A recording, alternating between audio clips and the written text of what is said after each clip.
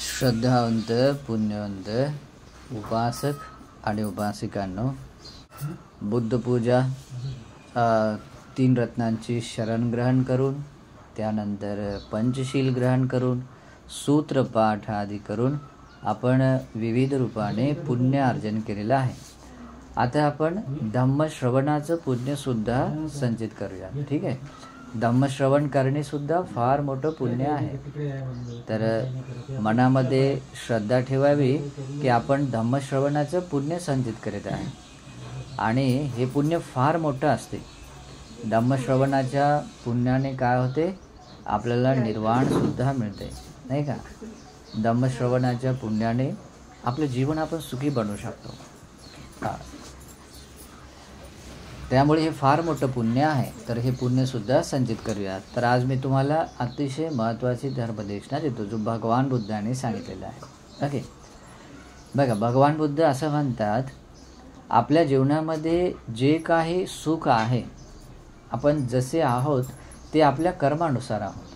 म्हणजे आपण आज जे काही सुख अनुभव करतो, जसं आपल्याला जीवन भेटलेलं आहे, ज्या प्रकारचं ज्या स्वरूपाचं जीवन आपल्याला आहे, ते कशामुळे आहे, आपल्या स्वतःच्या पुण्यकर्माने आहे. ओके.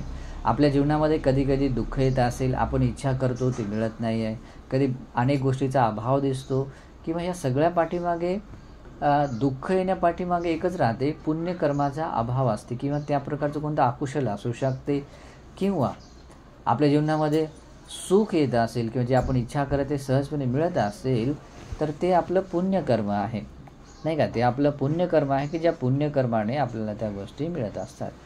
म्हणूनही आपण विश्वास ठेवला पाहिजे की आपण जे काही सुख अनुभव करत आहे ते आपल्या पुण्यकर्माने. मग आपल्याला जर आपलं जीवन सुखी बनवायचं असेल तर मग आपल्याला काय करावं लागेल, पुण्य करावं लागेल. जसं आता साधारणपणे आपल्याला माहीत आहे, आपल्याकडे जर पैसे असतील तर आपण काय करतो, पैसे असले तर त्याने आपण सुख विकत घेण्याचा प्रयत्न करतो काही, नाही का. कशामध्ये सुख वाटते, जसं आता आपल्याकडे कपडे आहेत, कपडे नाही आहेत तर कपडे घेऊन आपण चांगले सुखी करतो, सुखी बनतो, त्यामध्ये आनंदित होतो. आपल्याला जर चांगलं जेवण करण्याची इच्छा झाली तर मग आपण पैशाचा उपयोग करून चांगलं एखाद्या ठिकाणावर आपण भोजन पण घेऊ शकतो, किंवा आपण चांगलं घर घेऊ शकतो. पैशामुळे जे जे भेटते तुम्हाला, आपल्याला चांगलं बसण्याचं आसन असेल, झोपण्याचं बेड असेल, किंवा जे जे आपल्याला सुख वाटते ते पैशाने आपण घेतो, नाही का. आणि म्हणून आपला विश्वास असते की आपण जर पैसे कमावले तर आपण सुखी बनतो, नाही का. आणि म्हणून आपण त्यासाठी त्याला प्रथम रूपाने प्राधान्य देतो, ते कमावण्यासाठी, पैसे कमावण्यासाठी त्याला प्रथम प्राधान्य देतो. आपल्याला विश्वास असतो की त्याने आपण सुखी बनतो. पण आपण सगळे सुखाची कामना करतो, परंतु आपल्याकडे ती जी क्षमता येते पैसे कमावण्याची, तर ती येते आपल्याला पुण्यकर्माने. ओके. परंतु आपण काय, आपल्याला जसं आता प्रत्यक्षरित्या पुण्यकर्माचं आपल्याला म्हणजे कधी कधी काही प्रमाणामध्ये फळ असतात, पण ते कधी कधी आपलं ओळखता न आल्यामुळे आपल्याला जर असे 2 ऑप्शन ठेवले की एकीकडे आपण म्हटलं की इकडे गेलो तर 1000 रुपये आपण कमावतो 1 दिवसामध्ये, आणि इकडे गेलो तर आपण असं खूप मोठं पुण्य कमावतो, ज्याच्यामध्ये की खूप मोठं म्हणजे होऊ शकते आपल्याला अनेक लाख जन्मापर्यंत आपल्याला सुखी बनवू शकेल. आता 2 ऑप्शन असे ठेवले आपल्या डोळ्यासमोर, तर आपल्याकडे एवढंच माहीत आहे की मी जर 1000 रुपये कमावले आणि मला इकडे पुण्य मिळत आहे, तर आपण ते जिथे पुण्य मिळते तिकडे आपण जात नाही. जिथे 1000 रुपये मिळतात तिकडे आपण जातो. का? आपल्याला माहीत आहे की 1000 रुपयामध्ये मी बरंच काही करू शकतो, त्याने मी सुखी बनवू शकतो. पण आपल्याला त्याकडे विश्वास नाही आहे की आपण पुण्यकर्माने माझं जीवन असं सुद्धा मी सुखी बनवू शकते, असा आपला विश्वास नसल्यामुळे आपण मार्ग निवडताना आपण ते 1000 रुपये कशी मिळवता येईल याकडे आपण लक्ष देतो आणि तिकडे प्रयत्न करतो, नाही का. परंतु आपल्याला पुण्यकर्मावर जर विश्वास असेल, कर्म आणि कर्माच्या विपाकावर विश्वास असेल, तर आपण पुण्यकर्म संचित करण्याकडे आपण लक्ष देतो. ओके. कारण त्याच पुण्यकर्माने, जसं आता एखादा माणूस समजा इकडे दिले, समजा दुसरं उदाहरण, इकडे 1000 रुपये आहेत आणि इकडे समजा 1 डझन केळी आहे. आता एखाद्याला भूक लागलेली आहे. ओके. आता त्याला चूज करायचं आहे की नेमकं त्याला काय चूज करायचं आहे, नाही का. तर त्याने जर फक्त केळी जर चूज केल्या तर त्याला फक्त एक वेळ ते पोटभर खाऊ शकेल. पण 1000 रुपये जर चूज केले तर हो ते अनेक वेळा आपलं पोटभर जेवू शकतो, नाही का. मग त्याच पद्धतीने व्यक्ती काय करतात माहिती आहे का, आपल्याला या भौतिक जीवनामध्ये जिथे सुख वाटते त्या भौतिक वस्तूंना संचित करण्यासाठी आपण जास्त लक्ष देतो. पण त्याच्या प्रति उलट पक्षामध्ये जे पुण्यकर्म आपल्या जन्मांतराला सुखी बनवू शकते, या प्रेझेंट लाईफला सुद्धा फ्युचर लाईफला सुद्धा, त्या पुण्याकडे मात्र आपण काय करतो, उपेक्षा करतो. जसं आपण जर तिथे केळी चूज केली तर मात्र नुकसान होते, कारण आपण त्या 1000 रुपयामध्ये अनेक वेळा तेवढ्याच केळी आपण घेऊ शकतो, नाही का. मग तशा पद्धतीने आपण ओळखलं पाहिजे की मला पुण्यकर्म का केलं पाहिजे, नाही का.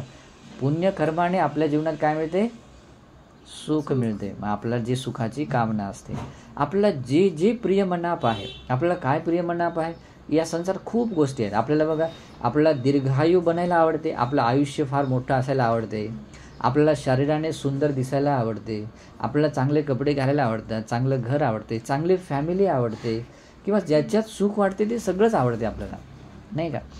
मग हे सगळ्या गोष्टी जर मिळवायच्या असतील तर त्याला एक मात्र गोष्ट सपोर्टिव्ह राहते, ते म्हणजे पुण्यकर्म. ओके. मग आता पुण्यकर्म करण्यासाठी अशी खूप काही अशी कल्पना करण्याची गरज नाही. पुण्यकर्म करण्यासाठी आपल्याला फार छोट्या छोट्या गोष्टी आहेत ज्या आपल्या शुद्ध मनाने, निर्मळ मनाने ज्या आपण चांगल्या गोष्टी करतो तर ते सगळं पुण्यकर्म बनते. आता मी तुम्हाला फॅमिली लोक आता राहत असताना भगवंतांनी एक सरळ आणि सहज असा पुण्य संचित करण्याचा एक मार्ग सांगितला. भगवान बुद्ध काय म्हणतात माहिती आहे, तसं पाहता सगळेच आता तुम्ही माता पिता बनले असाल, काही बनणार असतील, तर माता पिता बनल्यानंतर पॅरेंट्समध्ये सामान्य रूपामध्ये काही गुणधर्म जागृत होतात. लग्न होण्याच्या अगोदर एखाद्या मुलीमध्ये किंवा मुलांमध्ये त्या प्रकारचे गुणधर्म येत नाहीत, पण जेव्हा लग्न होते आणि नंतर मुलं बाळं होतात तेव्हा मात्र ते गुणधर्म येतात, नाही का. मग ते कसे येतात, मग आपल्या मुलांविषयी किंवा मुलगा असो मुलगी असो, पण आपल्या मुलांविषयी अनंत प्रेम उत्पन्न होते. त्याला मुलगी स्त्री असेल तर ते मातृत्व उत्पन्न होते, नाही का. एक पित्याचं प्रेम उत्पन्न होते स्वाभाविकपणे, आणि त्याला सीमा नसते, नाही का. तुम्ही आता साधारण बाहेरचा व्यक्ती आहे, जो दूरचा अनोळखी व्यक्ती आहे, तुमच्याप्रती कोणी असं मैत्री प्रेम ठेवेल तर साधारण ठेवेल, ठीक आहे, चांगलं सुखी राहावं, नाही का. पण आईवडिलांसारखं प्रेम राहू शकते का बाहेर, नाही राहू शकत. आणि हे ऑटोमॅटिक जागृत होते. ओके.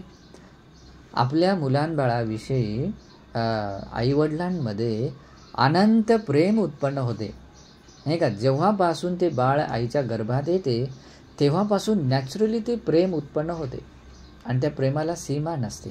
ओके. त्या मैत्रीला सीमा नसते. तू कसं सुखी राहावं यासाठी ते पूर्ण काळजी घेतात. बघा, एखादी आईच्या गर्भात बाळ येते तेव्हा आपण कसं राहिलं पाहिजे, काय खाल्लं पाहिजे, कसं जपलं पाहिजे, सगळं ती गोष्ट करते. तिला सांगण्याची गरज पडत नाही. कशामुळे, ते प्रेम आहे. आणि वडीलसुद्धा, जे वडील असतात, ज्याचा पिता असतो, त्याला जेव्हा कळते की आपल्या पत्नीच्या गर्भात आपलं बाळ आहे, तर एक पित्याचं प्रेम उत्पन्न झाल्यानंतर त्याच्या सुखासाठी, आपली बायको आणि मुलांच्या सुखी राहण्यासाठी ते किती धडपडतो माहिती आहे. तो दिवस रात्र मेहनत करतो. दुसरा व्यक्ती आपल्यासाठी तेवढं करू शकतो का, नाही करू शकत. आपले वडील करतात. ते उन्हामध्ये तळतळ म्हणजे तापतात आणि तरी ते काम करतात, कष्ट घेतात, नाही का. त्याच्यामध्ये थंडीचा विचार करत नाही, पावसाचा विचार करत नाही. भगवान बुद्धांनी असं म्हटलेलं आहे की आईवडिलांमध्ये स्वाभाविकपणे ते प्रेम उत्पन्न होते, ज्या प्रेमामध्ये अनंतता असते. ओके. त्याच्यानंतर करुणा उत्पन्न होते. करुणा म्हणजे काय, करुणा म्हणजे जसं की आपल्या मुलाबाळांना थोडं जरी दुःख झालं तर आपल्याला आपलं हृदय कंपित होते. आपलं म्हणजे ते आईवडिलांचं. आता आपण जे आईवडील बनले नाहीत त्यांना ते तेवढं फील होत नाही, कारण बनण्याची वेळ आणखी आलेली नाही आहे. आता पण आपल्यात वाटते तसं, पण एक ॲक्च्युअलमध्ये जेव्हा आईवडील जो व्यक्ती बनतो, म्हणजे एक माता आणि पिता जेव्हा बनते, तेव्हा आपल्या मुलाबाळांना थोडं जरी दुःख झालं तर आवडत नाही. थोडंसं जरी दुःख झालं तर त्यांचं हृदय दुखते, नाही का. त्यांचं ते दुःख कसं दूर व्हावं यासाठी खूप कष्ट घेतात, नाही का. तुम्हाला माहीत नसेल, कधी कधी आता जे आईवडील पण त्यांना माहीत राहते की ते आईच्या गर्भात बाळ आलं तेव्हापासून किंवा जन्म झाल्यापासून ते किती कष्ट घेतात, नाही का. तो सुखी राहावा एकच भाव राहते, नाही का. ती करुणा असते, त्या करुणेमध्ये सीमा नसते, त्या करुणेला सीमा नसते, म्हणून त्याला अनंत करुणा आईवडिलांमध्ये असते, ठीक आहे. त्याच्यानंतर बघा, आईवडिलांमध्ये तिसरा गुणधर्म येतो. कोणता गुणधर्म? तिसरा.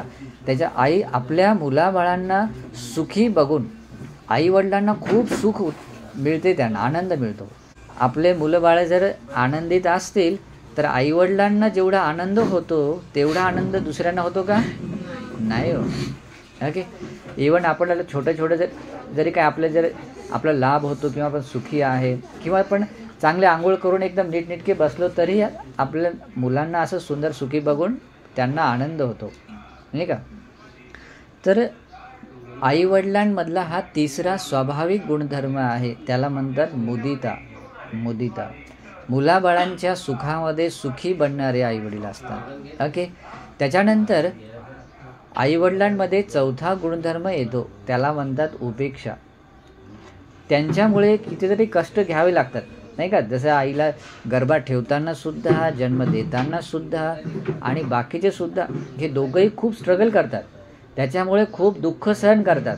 पण त्याच्यामुळे तर बघा, हे 4 गुणधर्म असतात. आता 4 गुणधर्म असे जास्त तुम्हाला सांगण्याची गरज नाही, कारण तुम्ही सुद्धा हे गोष्टी तुमच्यामध्ये तुमच्या मुलाबाळांना पाहताना तुम्ही अनुभवलेले आहेत, नाही का. आपल्या मुलांबाळांविषयीचा अनंत प्रेम आहे, करुणा आहे, त्यांना सुखी बघून आपण सुखी होतो, ते आपल्यात मुदिता भावना आहे. त्याच्यानंतर उपेक्षा आहे, त्यांच्यामुळे आपण खूप कष्ट सहन करतो पण आपण आपलं प्रेम कायम ठेवतो, नाही का. कधी कधी मुलांबाळा आपल्याला उलटून आपल्याला मारतात, पण कधी कधी त्रास पण देतात, पण त्यामुळे तेही आपण सहन करतो, नाही का. पण हे कशामुळे होते? हे आहे म्हणजे मातेमधलं मातृत्व आहे, पित्यामधलं पितृत्व आहे. मग हे गुणधर्म ज्या व्यक्तींमध्ये आहेत, असे गुणधर्म असणारा माणूस साधारण नसतो. ज्यांच्यामध्ये हे 4 गुणधर्म असतात ते माणसं फार ग्रेट असतात. म्हणून माता पिता साधे नसतात, त्यांच्यामध्ये हे 4 गुणधर्म येतात. मैत्री, करुणा, मुदिता, उपेक्षा. या गुणधर्माला म्हणतात ब्रह्मविहार. काय म्हणतात? ब्रह्मविहार. आणि हे ब्रह्मविहार ज्या माता आणि पित्यामध्ये असतात ते भगवान बुद्ध म्हणतात, ते माता पिता ते गुणधर्म धारण केल्यामुळे ते ब्रह्माच असतात म्हणतात. म्हणजे माता पिताच हे खरे ब्रह्म आहेत. ओके. हे गुणधर्म असल्यामुळे आहेत, फक्त त्याला बोलण्यामुळे नाही. हे 4 गुणधर्म त्यांच्यात असतात आणि म्हणून ते ब्रह्म असतात. ओके. आणि मग भगवान बुद्ध इथे काय उपदेश करतात माहीत आहे? मग ज्या घरामधले लोक माता पित्यांची पूजा करतात, माता पितांची सेवा करतात. सेवा करणे म्हणजे काय? त्यांना योग्य वेळी पाणी देणे, जेवण देणे, त्यानंतर लागते तेव्हा कपडे देणे, त्यांना बाहेरून आले तर त्यांना बसण्याचं आसन देणे, पाय दुखत असतील तर पाय दाबून देणे, रोगी पडले तर आजारीपणाची सेवा करणे, सगळ्या ह्या प्रकारचं जे हे करतो, ही पूजा आहे, सेवा आहे. भगवान बुद्ध म्हणतात, ज्या घरातील लोक या प्रकारे माता पितांची सेवा आणि वंदना करतात ते लोक ब्रह्माची पूजा करतात म्हणतात. आणि ते घर ब्रह्मसहित घर आहे म्हणतात. म्हणजे त्या घरामध्ये खरोखररित्या ब्रह्म वास करतो. आता बघा, तुम्हाला जर म्हटलं बाहेरच्या संसारातील एखाद्या ब्रह्माचं तुम्हाला सेवा करायची, दर्शन घ्यायचं, पूजा करायची, तुम्हाला बाहेरचा ब्रह्मा भेटत नाही. ओके. पण आपल्या घरामध्ये आपला ब्रह्मा आहे, पण आपण त्यांना ओळखत नाही. ओके. आपण ओळखतो का? आपल्याला जाणीव पण होत नाही कधी कधी कोण राहते घरामध्ये, नाही का. मग भगवान बुद्ध म्हणतात, ज्या घरामध्ये जे मुलं असतात ते आपल्या आईवडिलांची सेवा करतात, त्यांची वंदना पूजा करतात, तर ते घर ब्रह्मसहित म्हणजे ब्रह्म राहणारं घर बनते, नाही का. ब्रह्म राहणारा घर बनते. मग अशा घरामध्ये कधी दुःख राहत नाही. ओके. म्हणजे तुम्ही जर माता पित्यांच्या प्रतीचं छोटं कर्तव्य जरी केलात तुम्ही, तरीही तुमच्या जीवनात जे पुण्य मिळते त्याला मोजता येत नाही म्हणतात. ओके. त्याच्यानंतर भगवान बुद्ध काय म्हणतात, माता पिता हे पूर्व देवता आहेत म्हणतात. जनरली बाहेर तुम्ही जर कुठं देवता शोधायला गेलं तर भेटत नाही, पण घरामध्ये आपल्या देवता राहू शकतात. जे 4 गुणधर्म धारण करणारे माता पितांना जेव्हा तुम्ही वंदना पूजा हे करता, त्यांना अभिवादन करता, सेवा करता, तुम्ही भगवान बुद्ध म्हणतात ते घरसुद्धा म्हणजे देवता सहित असणारं, म्हणजे त्या घरामध्ये देवता वास करणारं घर बनते. ओके. आणि ज्या घरात देवता राहतात त्या घरामध्ये मग काही दुःख राहत नाही, तिथे शांती राहते. ओके. आणि भगवान बुद्ध म्हणतात ते ब्रह्मसुद्धा माता पित्यांचंच नाव आहे म्हणतात. देवतासुद्धा, त्याला पूर्व देवता म्हटलेलं आहे, पूर्व देवतासुद्धा माता पित्यांचंच दुसरं नाव आहे. त्याच्यानंतर 3रा गुणधर्म आहे, त्याला म्हणतात पूर्व आचार्य. म्हणजे पहिला गुरु जो असतो ते कोण असते, माता पिता असतात. कारण बाळ जेव्हा जन्मते तेव्हापासून त्यांना जे शिकवणारे किंवा ज्या गोष्टी देतात, सगळे काही हे जगाचा परिचय करून देतात, तर ते कोणामुळे, आईवडिलांमुळे. म्हणून बुद्ध म्हणतात की ते पूर्व आचार्य आहेत, गुरु आहेत. चांगलं काय वाईट आपल्याला हे सगळं शिकवतात. आईवडील कधीही आपल्याला वाईट आपले इच्छितात का, नाही, आपण सुखीच राहावे असं वाटते. पण कधी कधी समजा जे मिथ्यादृष्टिक आईवडील असतात त्यांना माहिती नसते, वाटते त्यांना आपल्या मुलाबाळांचं भलं व्हावं, परंतु ते काय करतात, चुकीचा मार्ग सांगतात. आता समजा एखादं, आता नाव घेणं बरं नाही, पण दुसऱ्या धर्माचे जे लोक आहेत, आता ते त्यांच्या प्रकारे ते मिथ्यादृष्टिक बनवतात, पण त्यांनासुद्धा त्यांचे मुलं बाळं प्रिय असतात. त्यांना वाटते की ते सुखी व्हावेत, पण उलट ते सुखी बनण्याच्या ऐवजी त्याने संकटात पडणारे बनतात. ओके. परंतु जनरली आईवडिलांमध्ये हा गुणधर्म असतो, आणि म्हणूनच आईवडिलांमध्ये हा गुणधर्म असल्यामुळे त्याला पूर्व आचार्य म्हणजे पहिले गुरु म्हटलेलं आहे. ज्या घरामध्ये माता पित्यांचा सन्मान होतो, पूजा वंदना केल्या जाते, ते घर पूर्व गुरुसोबत म्हणजे जे पहिले गुरु असतात, पहिल्या गुरुसोबत गुरुनी युक्त असणारं घर बनते ते. ओके. त्याच्यानंतर 4था गुणधर्म आहे, भगवान बुद्ध त्यांच्याविषयी काय सांगतात माहीत आहे, ज्या घरातील माता पित्यांना त्यांचे मुलं सेवा करतात, त्यांना स्वतःहून मनात विचार करतात की हे आम्हाचं पुण्यक्षेत्र आहे, स्वतःहून त्यांना निमंत्रित करून त्यांना काही गोष्टी ऑफर करतात, पाणी असेल, जेवण असेल, किंवा आणखी काही गिफ्ट स्वरूपाने काही वस्तू जेव्हा ते ऑफर करतात, दान करतात, तर त्या गुणधर्माला म्हणतात आहुनेय. बघा, भिक्षू संघाचा गुणसुद्धा असाच आहे, पण माता पित्यांमध्ये सुद्धा हा गुण असतो. ओके. कारण ते सेवा करण्याच्या योग्यतेचे, दान देण्याच्या योग्यतेचे असतात. कशामुळे असतात, त्यांच्यामध्ये ब्रह्मविहार असतात. ओके. साधारण नाही आहे. ब्रह्मविहार म्हणजे तुम्ही इमॅजिन करू शकत नाही माता पित्यामधल्या त्या क्वालिटीला. ओके. मोजू शकत नाही त्यांच्यातल्या प्रेम मैत्री करुणेला, मुदिता आणि उपेक्षेला. ओके. म्हणून ते आहुनीय असतात. आणि भगवान बुद्ध म्हणतात ज्या घरांमध्ये या प्रकारे त्यांची वंदना पूजा केल्या जाते, ते घर आहुनीय लोकांनी युक्त असलेलं बनते. म्हणजे दक्षिणा घेण्याच्या पुण्य करण्याच्या योग्यतेचं घर बनते, नाही का. आता हे 4 गुणधर्म तुम्हाला सांगितलं. एक ब्रह्मा, त्याचं नाव सांगितलं नाही का, आईवडिलांच्या रूपात ब्रह्मा असतात, पूर्व देवता असतात, पूर्व आचार्य आणि आहुनीय व्यक्ती. ओके. मग ज्या घरामध्ये ह्या लौकिक धर्म, आता याला फार मोठं काही ज्ञान नाही लागत, हे लौकिक स्तराचं ज्ञान आहे. एवढं समजून जरी आपण आपल्या माता पित्यांच्या विषयीचं कर्तव्य आपण पूर्ण केलं तर आपल्यामध्ये धम्म आहे, आपल्यामध्ये धर्म आहे. आणि या कर्तव्याने आपण काय करतो, हो, पुण्य कमावतो, कुशल कर्म बनते, जे आपल्या सुखाचं कारण बनते. ओके. म्हणून बुद्ध म्हणतात की माता पितू उपठ्ठान, माता पित्यांची जर सेवा अशी घरामध्ये होत असेल तर एतांग मंगलम होतं, यानेच त्या व्यक्तीचं असं मंगल होते की त्याच्या जन्मांतराचं जीवन सुखमय बनते. मग ही संधी आपल्याला आहे, मग हे जेवढं सुखाचे स्रोत म्हणजे आपल्या सगळ्या सुखाचं कारण बनणारे आपले माता पिता असताना मग आपण त्याची उपेक्षा का करावी. नाही का. कधी कधी आपण माता पिता असून सुद्धा आपण माता जाणीव करत घेत नाही, नाही का. जनरली स्त्रिया आपल्या आईवडिलांना सोडून इकडे येतात, त्यांना ती संधी भेटत नाही. पण जशी जमते त्या पद्धतीने तुम्ही तुमच्या आईवडिलांची सेवा केली पाहिजे, त्यांची वंदना केली पाहिजे. दिवसातून सकाळी उठल्याबरोबर पहिलं काम केलं पाहिजे, नाही का. पहिलं तर का, पहिले भगवंताला वंदन केलं पाहिजे, त्याच्यानंतर आईवडिलांना वंदन केलं पाहिजे, त्यांची सेवा यथोचित आपण सेवा केली पाहिजे. मग हे पुण्याचे स्रोत आहे, आपल्या सगळ्या सुखाचे स्रोत आहेत, नाही का. आणि म्हणूनही बुद्ध म्हणतात ज्या घरामध्ये असं ह्या गोष्टी केल्या जातात आपल्या जीवनामध्ये फार पुण्य मिळते. आपल्याला ब्रह्माची सेवा करण्याचं पुण्य मिळते, आपल्याला पूर्व देवताची सेवा करण्याचं पुण्य मिळते, आपल्याला पूर्व गुरु म्हणजे प्रथम गुरुची सेवा करण्याचं पुण्य मिळते. आपल्याला जे खरोखर पुण्यक्षेत्र असणारे जे आहुनीय व्यक्ती असतात त्यांची सेवा केल्याचं पुण्य मिळते, नाही का. मग असं सौभाग्य आपल्याकडे आहे तर मग आपण अप्रमाद का बरं करावा. आपण प्रमाद करू नये. ह्या छोट्या गोष्टी जरी आपल्या जीवनात असल्या तरीही आपल्या जीवनात जे पुण्य मिळते इमॅजिन करू शकत नाही. हे दुर्लभ मिळालेलं मनुष्याचं जीवन आहे, ते आपण सार्थकी करू शकतो. हा गुणधर्म आपण असं छोटा समजून घेऊ नये. ह्याला आपला स्वतःचा गुण बनवायचा. याच्यामध्ये लज्जासुद्धा बाळगू नये. हे दुसरे लोक काय म्हणतील, अरे हे कोणत्या दुनियेमध्ये जगत आहे, मॉडर्न जगामध्ये.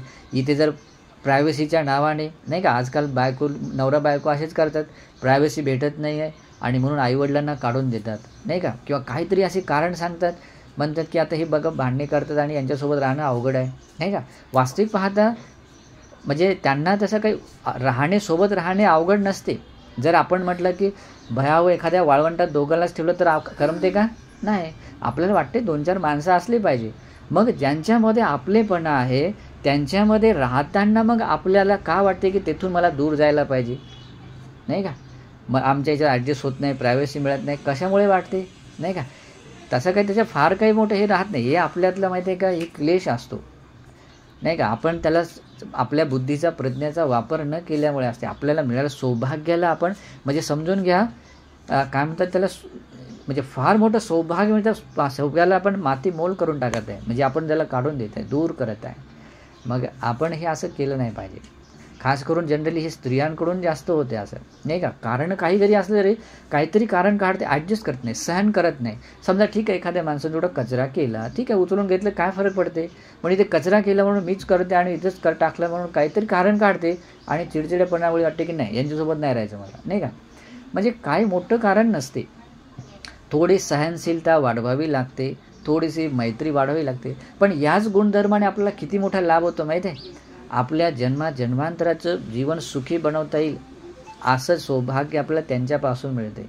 सुगतीला स्वर्गामध्ये जाण्याची ती पायरी आहे. माता पिता काय आहे, तुम्हाला सुगतीला स्वर्गात जाण्याची पायरी आहे, पण आपण त्याला लाथ मारतो, नाही का.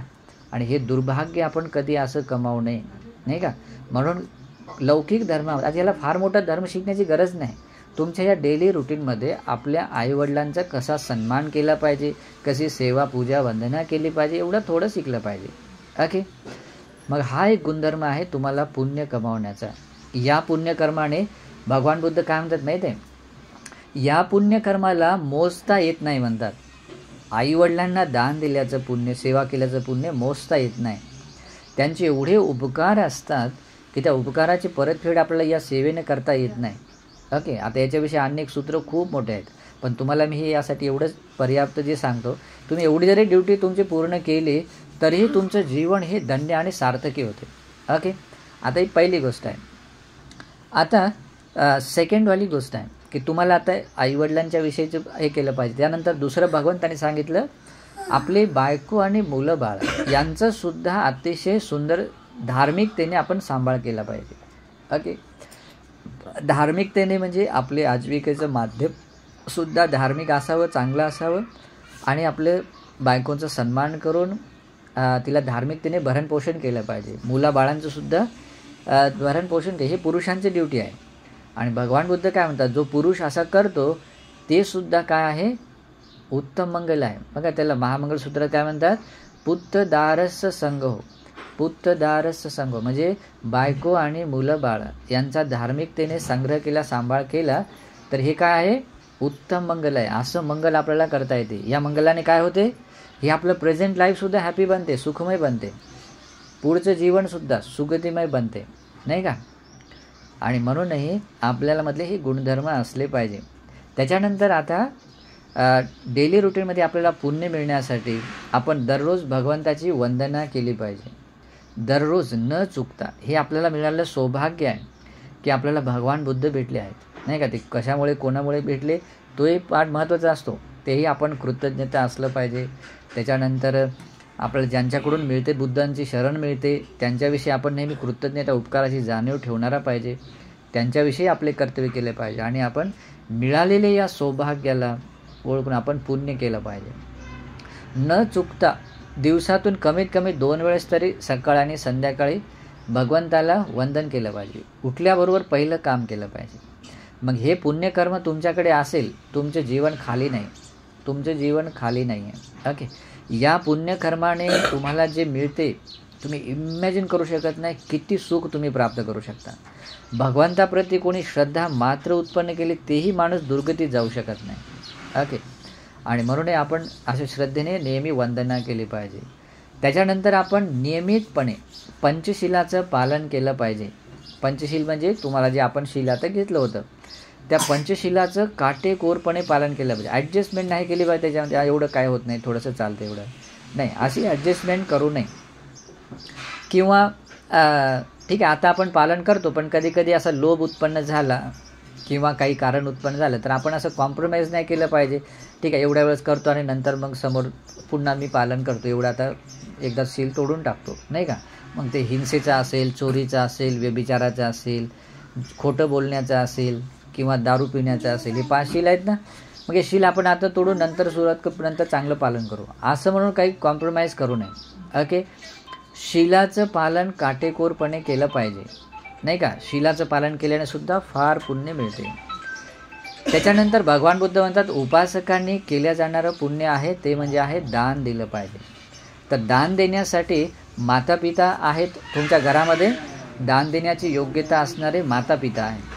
त्याच्यानंतर दान देण्याची योग्यता असणारे या सगळ्या देवता आणि मनुष्यांसाठी योग्य व्यक्ती कोण असतात माहीत आहे? भगवान बुद्धांचा श्रावक संघ असतो.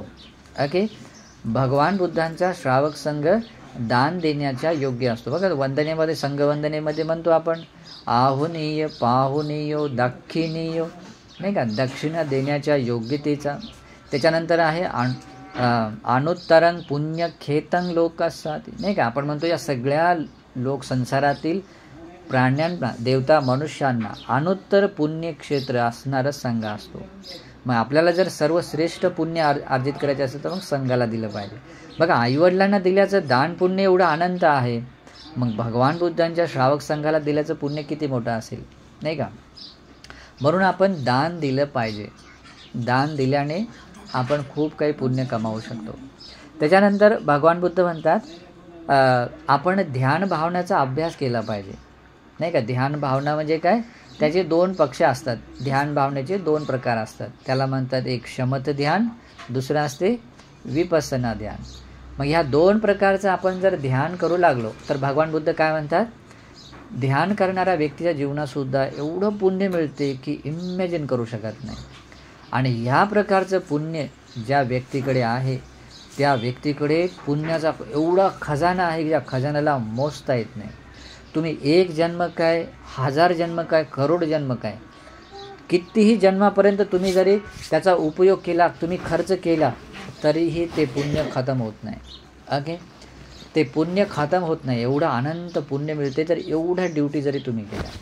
मग याच्यावरून तुम्ही काय करू शकता माहिती आहे, तुमच्या कोणत्याच जन्मामध्ये तुम्हाला कोणत्याच प्रकारचं दुःख मिळत नाही. सगळ्यात महत्त्वाचं, दुर्गती अपाय लोकातून आपण 100% बाहेर निघतो.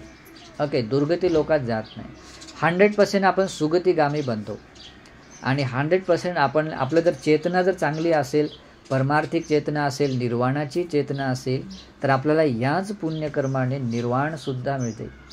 त्रिपिटकामध्ये असे हजारो नाही लाखो उदाहरण आहेत की ज्यांनी आपल्या पूर्वजन्मातील केलेल्या पुण्यकर्माने कशा प्रकारे निर्वाण मिळवलं आहे. कोणी अनागामी, सकदागामी, श्रोतापन्न बनले आहेत, नाही का. पुण्यकर्म त्याला सपोर्ट बनते आणि म्हणूनही आपण पुण्य केलं पाहिजे, नाही का. या पुण्यकर्माने आपले हे वर्तमान जीवन आपण सुखमय बनवतो. आपल्याला वाटते की मला माझ्या जीवनामध्ये मला यश मिळावं, मला जे सुख हवं वाटते ते सुख मिळावं असं वाटते, तर ते फक्त आपण हात पसरवल्यामुळे मिळत नाही. बरं ठीक आहे, आपण मेहनत करतो, तर मेहनत केल्या मात्रतेनेच मिळत नाही. त्या मेहनतीच्या पाठीमागे, त्या कामाच्या जे आपण कष्ट करतो त्या कष्टाच्या पाठीमागे लागते पुण्यकर्म. बघा, असं जर असतं तर सगळेच लोक सुखी झाले असते, सगळेच धनवान झाले असते, नाही का? सगळेच लोक असे धनवान आहेत का? नाही आहेत. तसं पाहता सगळ्यांकडे 24 घंटे आहेत, सगळ्यांकडे 2 हात 2 पाय आहेत, नाही का? सगळ्यांकडे डोकं आहे. म्हटलं की मी किंवा काम करतो, तूही काम करतो, पण सगळ्यांना समानतेने पैसे कमावता येत नाहीत. ओके, त्याला लागते पुण्य. ओके, तुम्ही बिझनेस करा किंवा आणखी काही करा, ज्याच्यात इन्व्हेस्ट करा, सगळेच लोक बिझनेसमध्ये सक्सेस होत नाही, नाही का? 4 लोक 4 प्रकारचा लाभ घेतात. मग याच्या पाठीमागे काय कारण असते? त्याच्या पाठीमागे एकच कारण असते, ते म्हणजे पुण्यकर्म आहे, नाही का? आणि म्हणून आपण काय केलं पाहिजे? पुण्य केलं पाहिजे. पुण्य केल्याने आपले हे जीवनसुद्धा सुखी बनते, परलोकी जीवनसुद्धा सुखी बनते. म्हणून पुण्यकर्माच्या बाबतीमध्ये एक असं भगवान बुद्ध म्हणतात, सब काम ददो निधी. म्हणजे याचा अर्थ काय? तुमच्या सगळ्या कामनांना परिपूर्ण करणारी निधी, खजाना आहे तो. तुम्हाला जे जे वाटते, तुम्हाला काय काय वाटते, ते जे जे वाटते ते सगळ्या तुमच्या कामना परिपूर्ण होऊ शकतात. कशामुळे माहीत आहे? पुण्यकर्माने. पुण्यकर्माची जर निधी, खजाना तुमच्याकडे असला तर तुम्ही काय करू शकता? तुमच्या सगळ्या कामनांना पूर्ण करू शकता. इच्छा झाली की तशा प्रकारची इच्छा झाली की ती इच्छा पूर्ण होते. बघा, तसा एक प्रकारचा एक वृक्ष असतो, त्या वृक्षाला म्हणतात कल्पवृक्ष. ओके, कल्पवृक्षाचं कधी थोडंसं नाव तरी ऐकलं असेल तुम्ही, नाही का? पण तो कुठे कसा असतो तो कोणाला माहीत नाही, पण तो राहतो, ते आपल्या पुण्यकर्माने ते मिळतो. ओके, त्या कल्पवृक्षाजवळ जाऊन आपण जे जे इच्छा व्यक्त करतो ते सगळंच तुम्हाला मिळते. तुम्हाला कपडे म्हटलं कपडे मिळतात, जेवण म्हटलं जेवण मिळते, तुम्हाला घर म्हटलं घर भेटते, तुम्हाला इवन तुम्हाला जे छोट्या छोट्या घरातले वाटते ते सगळंच तुम्हाला मिळते. ओके, मग हे सगळं मिळण्याच्या पाठीमागे एकच गोष्ट राहते, तर ते आहे पुण्यकर्म. म्हणून बुद्ध म्हणतात, तसा कल्पवृक्ष कोणी पाहिला असेल, नाही पाहिला असेल, तो एका बाजूला, पण खरा कल्पवृक्ष कुठे असेल तर ते आपल्या पुण्यकर्मामध्ये. पुण्यरूपी जो कल्पवृक्ष आहे, त्या पुण्यरूपी कल्पवृक्षासमोर तुम्ही इच्छा प्रार्थना ठेवाल, ती प्रत्येक इच्छा प्रार्थना पूर्ण होऊ शकते. ओके, मग आपल्याला असा कल्पवृक्ष आपल्याला रुजवता आला पाहिजे.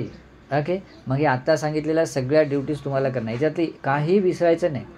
जर स्वतःच्या जीवनाला एकदम असं बेस्ट बनवायचं आहे, स्वतःच्या जीवनाला अतिशय सुखमय बनवायचं आहे, आपली जीवनाची दिशा चांगली बनवायची आहे, आणि एवढंच नाही, आपलं डेस्टिनेशनसुद्धा, जीवनाचं जे लक्ष्य आहे ते सुद्धा सुंदर मिळावं. जसं निर्वाण आहे, निर्वाण म्हणजे मोक्ष, जिथे कोणत्या प्रकारचं दुःख नाही, जन्मांतरात जे काय जन्म आणि मृत्यूचं दुःख आहे त्याच्या पलीकडचं जे असं त्याला निर्वाण म्हणतात. तर तशा प्रकारचं आपलं लक्ष्य, डेस्टिनेशन, ते सुद्धा आपल्याला मिळवण्यासाठी आपल्याला काय कारण बनते? पुण्यकर्म बनते. आणि म्हणून पुण्य केलं पाहिजे. ठीक आहे, म्हणून बुद्ध म्हणतात, पुण्यंचे पुरिसो कैरा, कैरा तेथ पुनंग पुनंग. एखाद्या माणसाने पुण्यकर्म केलं आहे तर ते पुण्यकर्म नेहमी केलं पाहिजे, पुनंग पुनंग. तम्मी छंदंग कैरात, तशा प्रकारे पुण्य करण्याची इच्छा पण आपण ठेवली पाहिजे म्हणतात. इच्छा बाळगली पाहिजे. का ठेवली पाहिजे? भगवान बुद्ध म्हणतात, सुखो पुण्यस्य उच्चयो. ते सगळ्या सुखाचं कारण, म्हणजे सुख मिळण्याचं कारण काय आहे? पुण्यकर्म आहे, नाही का? आणि म्हणून आपण काय केलं पाहिजे? पुण्य केलं पाहिजे. आणि पुण्य ते कसं केलं पाहिजे? वारंवार केलं पाहिजे. एकदा कालच केलं होतं ना, आता परत कशाला बंदीचे आले, नाही का? असं म्हटलं की मग काम बिघडून गेलं. ठीक आहे, ते पुण्य करण्याची संधी आहे. कमीत कमी आपण दुरून हात जोडले तरी आपल्याला पुण्य मिळते. भगवान बुद्धांचं श्रावक संघ आहे एवढं तरी दिसलं आपल्याला, श्रद्धा उत्पन्न करून हात जोडले, वंदामी भन्ते म्हटलं तरी पुण्य मिळते. ओके, मग अशा पद्धतीने आपण पुण्य काय केलं पाहिजे? वारंवार केलं पाहिजे. आता जसं शेतकरी माणूस यावर्षी धान्य शेतामध्ये पेरतो, मग त्याला वाटते का मी आता मागच्या वर्षी पेरलं ना, आता कधी गरज नाही मला? त्याला काय वाटते, अरे मी यावर्षी धान्य पेरल्यामुळे मी वर्षभर सुखाने माझ्या परिवारासोबत सुखाने राहू शकतो, एवढी मी संपत्ती म्हणजे हे धान्य कमावलं आहे. मी जर पुढच्या वर्षी असंच जर धान्य पेरलं तर पुन्हा माझ्या परिवारासोबत मी सुखाने राहू शकतो. तो धान्याला बघूनच पुन्हा धान्य पेरण्याची इच्छा ठेवतो, नाही का? म्हणून त्याला काय, तो पुन्हा पुन्हा करण्याची इच्छा ठेवतो आणि तसं करतो आणि तसं तो सुख मिळवतो, नाही का? तशाच पद्धतीने आपण पुण्य कमावलं पाहिजे. ठीक आहे. मग हे आहे जीवन जगण्याचा मार्ग, हे आहे सुखी जीवन बनवण्याचा मार्ग.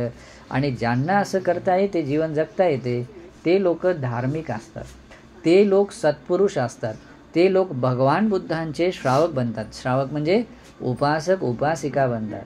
आणि ज्यांना भगवान बुद्धांचे उपासक उपासिका बनता येते त्या व्यक्तीच्या जीवनात कधी दुःख नाही, ते व्यक्ती कधीच भिकारी गरीब नाही बनत, नाही का? ते नेहमी धनवान ऐश्वर्यशाली बनतात, त्यांना कोणत्या सुखाचा अभाव राहत नाही.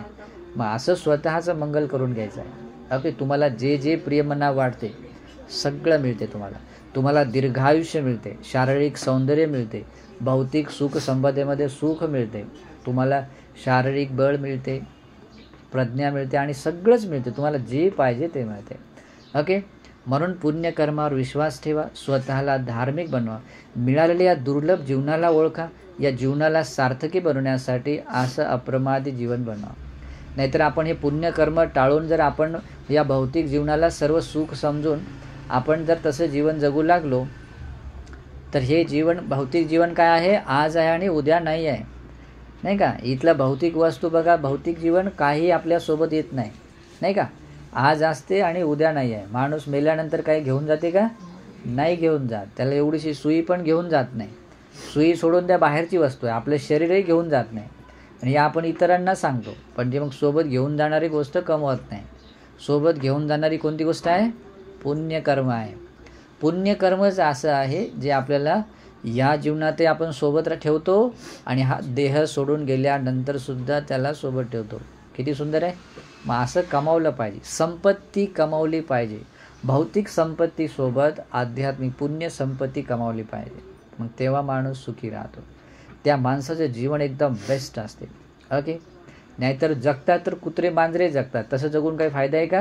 आपल्याला दुर्लभ मनुष्याचं जीवन मिळालं, सुंदर मिळालं, तर जीवनाला असं सुंदर बनवता आलं पाहिजे. आणि ते बनते कशाने? बनते पुण्यकर्म केल्याने, धर्म आचरण केल्याने, नाही का? एखादा कोणताही माणूस एखादा सुंदर बनतो. समजून घ्या, एखादी स्त्री सुंदर आहे आणि तिला सुंदर आणखी सुंदर बनते. ते जर चांगले जर अलंकार तिने चांगले घातले किंवा ड्रेस चांगला घातला तर काय वाटते, आम्ही हा सुंदर आहे म्हणतो, नाही का? किंवा आणखी एखादा, जसं एखादा हाती आहे, राजाचा हाती आहे, त्या हातीला सुद्धा समजा दातच नाही आहे किंवा हातीला आपण ते डेकोरेटच केलं नाही, तर तो राजाचा हाती असल्या मात्र त्याने सुंदर दिसत नाही. त्याला त्या पद्धतीचे ते सुंदर दात असायला पाहिजे, त्याने तो अलंकाराने अलंकार, तेव्हा आपण अरे म्हणतो किती सुंदर हाती आहे, नाही का? मग त्याला जो शोभायमान बनवणारे एक एक कारण असतात, तसं आपल्या जीवनाला शोभायमान बनवणारे एकच गोष्ट आहे, ते म्हणजे आहे धर्म आचरण, ते म्हणजे पुण्यकर्म, कुशल आचरण. ठीक आहे. मग असं आपल्या जीवनाला शोभायमान सुंदर बनवता आलं पाहिजे. आणि ते कोणाच्या हातामध्ये आहे का? मी तुम्हाला आशीर्वाद दिला सुंदर बना, नाही होते का? नाही. तुम्हाला त्या प्रकारे तसं पुण्यकर्म करावे लागते. आशीर्वादाने काय होते? सिक्युरिटी मिळते. तसं होण्यासंबंधित आरक्षा मिळते. जसा एखादा दिवा आहे तर तो दिवा जर असा उघड्यावर ठेवला तर तो विझू शकतो, नाही का? पण त्याला जर आपण असा काचेचा कंदील लावला तर ते सुरक्षित राहते, नाही का? त्या पद्धतीने ती गोष्ट तशा प्रकारे घडावी या संबंधितचा तो आशीर्वाद राहतो, नाही का? आणि म्हणून तुम्हालाच ते सगळं करायचं आहे. आता मी तुम्हाला भरपूर गोष्टी सांगितल्या, इथून गेल्यानंतर पुन्हा विसरून जाऊन आपलं डेली लाईफचं जीवन जगू लागलं तर तसं नाही. हे सगळं ऐकल्यानंतर स्वतःला तुम्ही सांगा की मला आता काय करायला पाहिजे, मला याच्यातला आता एक एक गुण आता मला कशा प्रकारे पुण्य कमवायला पाहिजे. मग हे असं स्वतःला सांगून, स्वतःला मार्गदर्शन करून स्वतःला असं चांगल्या मार्गावर लावलं पाहिजे. ठीक आहे. आतापर्यंत आपल्याकडून समजा टाळाटाळ झाली, समजत होतं तरी टाळाटाळ झाली, पण आता आपल्याला असं चांगलं करायला पाहिजे. ठीक आहे. मग आता तुम्हाला मी खूप साऱ्या गोष्टी सांगितल्या. त्याच्या पहिली गोष्ट काय सांगितली तुम्हाला? आई वडिलांच्या विषयी सांगितले की ते किती महान असतात, त्यांच्यातल्या ब्रह्मविहारामुळे ते त्यांची सेवा वंदना केल्याने काय पुण्य मिळते. त्याच्यानंतर आपले बायको आणि मुलं बाळ यांचा धार्मिकतेने सांभाळ केल्याने आपलं किती मंगल होते, नाही का? त्याच्यानंतर काय सांगितलं? म्हणजे पुण्यक्षेत्र भिक्षू आहे त्यांना पण सुद्धा दान दिलं पाहिजे, नाही का? दान द्यायला सुद्धा सगळ्यांना दान दिलं पाहिजे. दान कोणते असो, दान कधी वेस्ट जात नाही. तुम्ही पशु पक्ष्यांना जरी दिलं तरीही ते दान तुम्हाला 100 गुणा फळ भेटते. पण या भौतिक संसारामध्ये आईवडिलांना दान दिल्याचं जेवढं पुण्य भेटते तेवढं बाकी कोणाला मिळत नाही. कशामुळे? त्यांच्यामध्ये ब्रह्माचे गुण असतात, देवतांचे पूर्व गुरुचे आणि त्यांच्यात गुण असतात. आणि या सगळ्या देवता मनुष्यांसाठी अनुत्तर पुण्यक्षेत्र भगवंताच्या श्रावक संघ आहे. म्हणून तिथे टाईम टू टाईम दान दिलं पाहिजे, शीलाचं पालन केलं पाहिजे, दररोज नित्यनेमाने भगवंताची 2 टाईम वंदना केली पाहिजे, आईवडिलांची वंदना केली पाहिजे, दर्शन केलं पाहिजे. तर फक्त वंदन केल्यानंतर त्यांना जर उपाशी ठेवलं तर ती वंदना काही कामाची आहे का? नाही. त्यांनी जर म्हटलं पाणी द्या, मी रोज सकाळी एकदा वंदन केलं पण ते तहानून आले, तहानून भागून आहेत, ते थकलेले आहेत आणि ते पाणी मागत आहेत, नाही का? मी सकाळीच वंदन केलं तेवढ्याने काम होते का? नाही. तुम्ही जेव्हा ते त्यांना तहान लागली त्यांना पाणी देता, ती खरी वंदना, त्यांची पूजा, त्यांचा सन्मान आहे तो. ओके. आपल्याला तसे मग ते करता आलं पाहिजे. त्याच्यानंतर पंचशील काटेकोरपणे पालन केलं पाहिजे, ध्यान भावना दररोज केली पाहिजे. ओके. त्याच्यानंतर आता तुम्ही धर्मश्रवण केलं ते पण टाईम टू टाईम केलं पाहिजे. ठीक आहे. मग हे सगळे पुण्यकर्म केले पाहिजे. कशासाठी केले पाहिजे? कारण आपल्या सगळ्या सुखाचं कारण काय आहे? पुण्यकर्म आहे. आता अशा पद्धतीचा खूप सारा तुम्हाला उपदेश सांगितला. एवढा समजला का? खूप छान आहे. मग हा धर्म उपदेश तुम्ही आपल्या नित्य जीवनामध्ये उतरावा आणि आपल्या जीवनाला सुंदर आणि सुखी बनवावं. या वर्तमान जीवनाला सुद्धा, परलोकी जीवनाला सुद्धा सुगतीगामी बनवण्यासाठी आणि परम निर्वाण मिळवण्यासाठी एकांत रूपाने धर्मदेशना हेतू प्रत्यय बनो, सहायक बनो, या प्रकारे आशीर्वाद करतो.